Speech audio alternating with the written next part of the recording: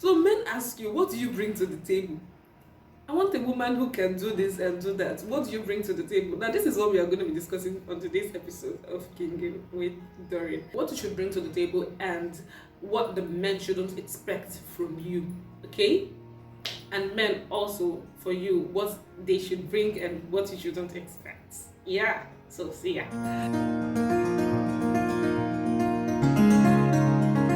So a guy met me recently and said, "Hey Doreen, I'm not sure what's going on. Every lady that I've come across are after my money." And I was like, "Are you sure about that?" And it was like, "There's hardly a good woman out there right now." And I was like, okay, so you are on a journey looking for a wife, a good woman, and you think that every woman is expensive. As usual, I like to go to what the Bible says, right? So let's look at a story today, the story of Rebekah and Isaac. Okay. Now Abraham's wife died, right? And he needed a wife for his son to comfort him, and so Abraham sent the servant to look for a wife from his father's house. When the servant saw Rebekah, do you know what happened? It came to his mind that this is the kind of wife that my master needs for his son. You know what happened? He brought out gold, like real gold. He brought out gold bracelet and earring and placed them on her. Now this was just at the sight of Rebekah. He had not even said the reason he came to look for the family yet. Just seeing that this is what we want, so he did that. And Rebekah went, she ran home and told her brother Laban. He gave her gold in the first place. Now that's one. Secondly, he said, read the scripture, is on the screen right now. Read it. He said that my master Abraham has been blessed with, he started reading out all the portfolios of Abraham. And guess what? In the end of it, he said, and all these things has been willed to Isaac. Rebekah was there. Isaac's portfolio was read out loud. These days, this guys, it's so funny. Has your portfolio ever been read out loud before a woman? Before, like when you go to talk to a woman, do you read out your portfolio? Do you tell the woman, this is what I have and this is... Listen, everything was read out loud before Rebekah. She knew how rich Isaac was. And this is them just coming to ask her out. You understand? It's not like they are not saying yet, oh, you must... No. They just want to come get her. Like, will you go with me or will you not go with me? Do you get?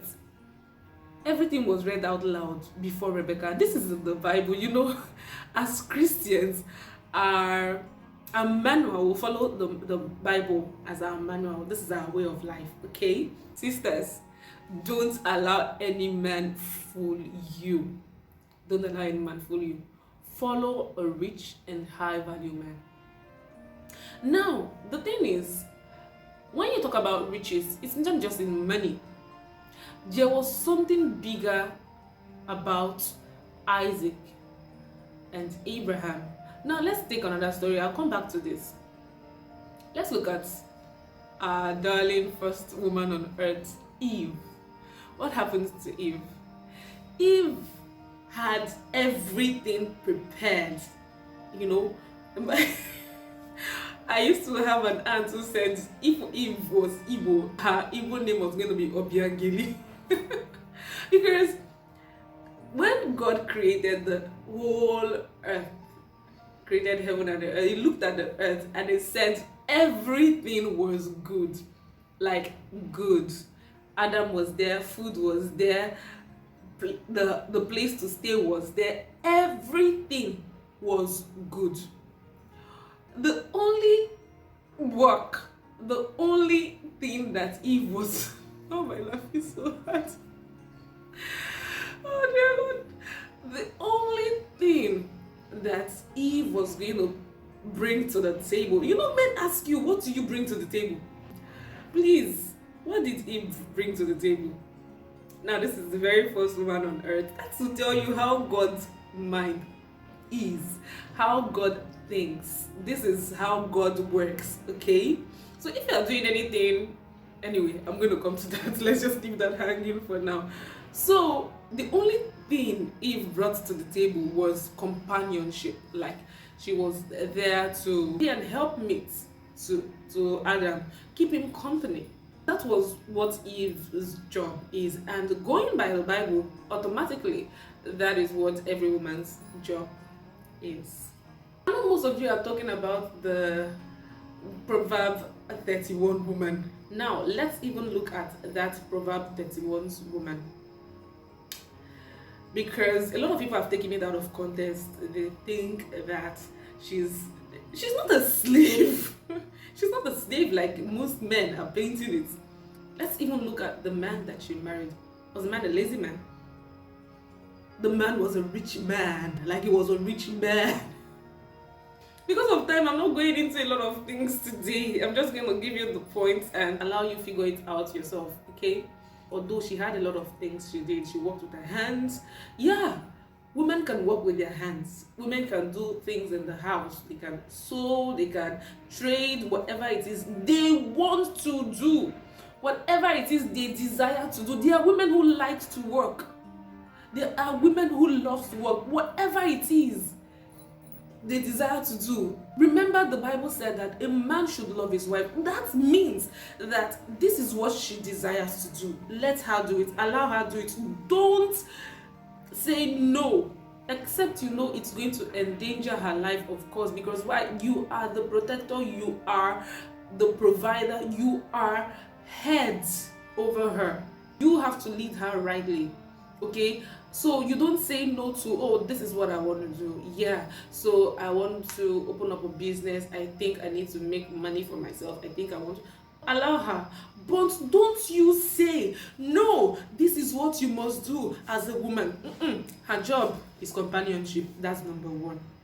She's going to bear children. We know that. But so don't say that, yeah, because I don't have enough money, a woman is supposed to be the kind of woman that will be there when everything is rough. And I say it, yeah, be there when things are rough, but don't, if you know that you are not supposed to be there, I said this last time, don't be there. If you know that this is not God's plan for your life, woman, sister, you know, don't allow a man talk you into, oh, it's going to be better tomorrow is going to be excellent, tomorrow is good, when you know fully well that that man does not have God's vision. He does not hear from God. He does not follow God's plan.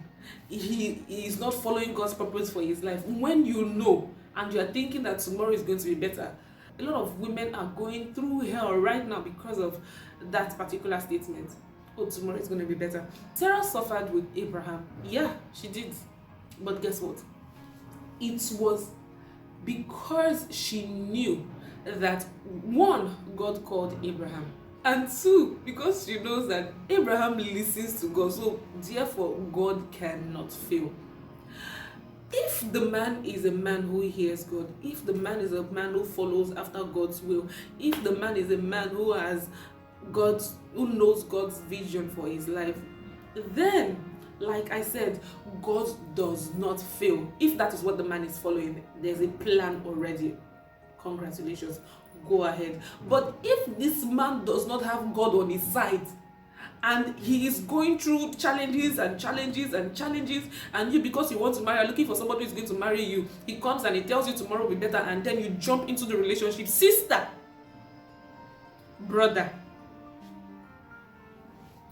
you know, I won't say much. You already know what to do. Follow a man who follows God, a man who loves God would love you. A man who honors God would have everything that comes with honoring God. So therefore, if that man is like that, you are in for an excellent future. And of course, that man should have plans. Plans, like when you hear from God, the man should have plans to follow. This is where I'm going. These are my visions. See everything. Let it be plain. Let it be made plain. See it.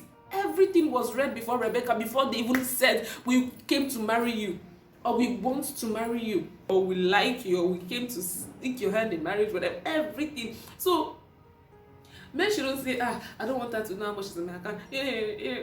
Okay, I just told you now everything was right.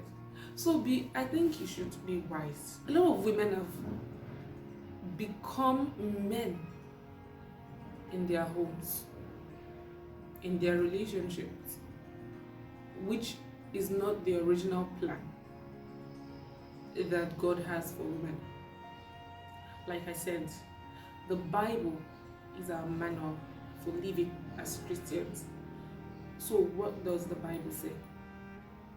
If you turn yourself into a man, the man is supposed to be head over the woman, over the home. The man is supposed to have authority.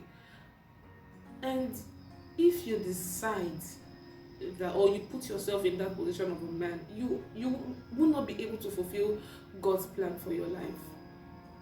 See, because the foundation is already shaking. It's not stable. You're already doing what you're not supposed to do. You can help the man. Yes, like I said, Sarah suffered with Abraham. She was there through the thick and small times. She was there, but she knew that God has a plan for this man. God called him, so I'm going to follow. All I'm saying in essence is that before you decide that you're going to stay in that relationship for that particular time, ensure that you know that this is God's plan for my life. This is God's plan for this man's life.